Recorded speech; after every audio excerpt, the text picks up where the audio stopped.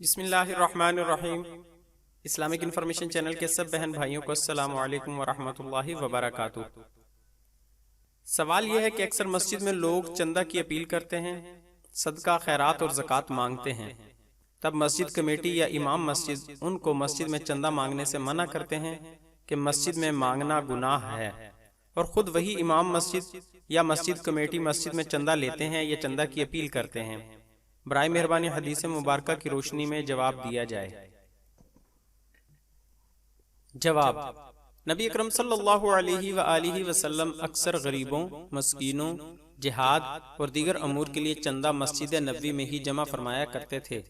وہیں یہ اعلان فرماتے تھے جیسا کہ حدیث پاک میں ہے۔ حضرت جریر رضی اللہ عنہ بیان کرتے ہیں کہ ایک مرتبہ ہم دن کے ابتدائی حصے میں حضور نبی اکرم صلی اللہ علیہ وآلہ وسلم کے پاس بیٹھے ہوئے تھے۔ ناگاہ آپ کے پاس لوگوں کی ایک جماعت آئی جن کے پیر ننگے، بدن ننگے، گلے میں چمڑے کی کفنیاں یا عبائیں پہنے ہوئے اور تلواریں لٹکائے ہوئے تھے۔ ان میں اکثر بلکہ سب قبیلہ مضر سے تعلق رکھتے تھے۔ ان کے فقر و فاقہ کو دیکھ کر حضور نبی اکرم صلی اللہ علیہ وآلہ وسلم کا چہرہ انور متغیر ہو گیا۔ آپ اندر گئے، پھر باہر آ گئے، یعنی پریشان ہو گئے، اور حضرت بلال رضی اللہ عنہ کو اذان دینے کا حکم دیا۔ حضرت بلال نے اذان دی، پھر اقامت کہی، آپ نے نماز پڑھائی، پھر خطبہ دیا اور فرمایا: اے لوگو، اپنے رب سے ڈرو جس نے تمہیں ایک نفس سے پیدا کیا۔ یہ پوری آیت پڑھی اور سورہ حشر کی یہ آیت پڑھی۔ ترجمہ: انسان کو غور کرنا چاہیے کہ وہ کل آخرت کے لیے کیا بھیج رہا ہے۔ لوگ درہم، دینار، اپنے کپڑے، گیہوں اور جو باندازِ سا 4.5 سیر کا پیمانہ صدقہ کریں، خواہ کھجور کا ایک ٹکڑا ہی ہو۔ راوی کہتے ہیں انصار میں سے ایک شخص تھیلی لے کر آئے جس کو اٹھانے سے ان کا ہاتھ تھکا جاتا تھا، بلکہ تھک گیا تھا۔ اس کے بعد لوگوں کا تانتا بند گیا، یہاں تک کہ میں نے کھانے اور کپڑے کے 2 ڈھیر دیکھے، حتیٰ کہ میں نے دیکھا کہ خوشی سے حضور نبی اکرم صلی اللہ علیہ وآلہ وسلم کا چہرہ تمتما رہا تھا، یوں لگتا تھا جیسے آپ کا چہرہ سونے کا ہو۔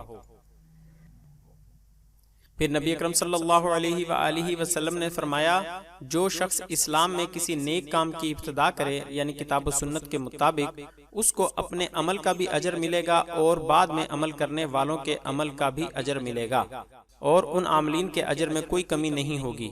اور جس نے اسلام میں کسی برے عمل کی ابتدا کی، اسے اپنے عمل کا بھی گناہ ہوگا اور بعد میں عمل کرنے والے کے عمل کا بھی گناہ ہوگا، اور ان عاملین کے گناہ میں کوئی کمی نہیں ہوگی۔ صحیح مسلم حدیث نمبر 2351۔ مذکورہ بالا حدیث مبارکہ میں حضور صلی اللہ علیہ وآلہ وسلم نے نماز کے بعد خطبہ ارشاد فرمایا اور فقر و فاقہ کے مارے ہوئے لوگوں کی مدد کے لیے چندہ جمع کیا۔ معلوم ہوا مسجد میں چندہ کی اپیل تو کی جا سکتی ہے، لیکن اس بات کو ضرور ملحوظ خاطر رکھا جائے گا کہ ہر کوئی نہ اٹھے اور کھڑا ہو کر چندہ کی اپیل کرنا شروع نہ کر دے۔ اس طرح تو ہر نماز کے بعد مسجد میں رش لگ جائے گا، یا پھر مسجد کے لیے چندہ جمع کرنے کے لیے اسپیکر پر کئی گھنٹے تک چندہ کی اپیل کرتے رہیں اور لوگ 5 10 روپے لے کر آتے رہیں، محلہ داروں کو بھی تکلیف دیتے رہیں۔ یا پھر جو چرسی، بھنگی، نشئی مسجد میں آ کر چندہ کی اپیل کرنا شروع کر دے۔ ان تمام صورتوں میں منع ہی کیا جانا بہتر ہے۔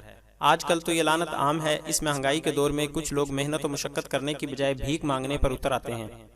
لہٰذا غریب غربا کے لیے یا دیگر جائز امور کے لیے مسجد میں مہذب طریقے سے چندہ کی اپیل کی جائے تو کوئی قباحت نہیں ہے، جائز ہے۔ مزید اسلامی معلومات کے لیے ہمارے چینل کو سبسکرائب کریں اور ہماری ویڈیوز کو لائک اور شیئر ضرور کریں۔ شکریہ، جزاک اللہ خیرہ۔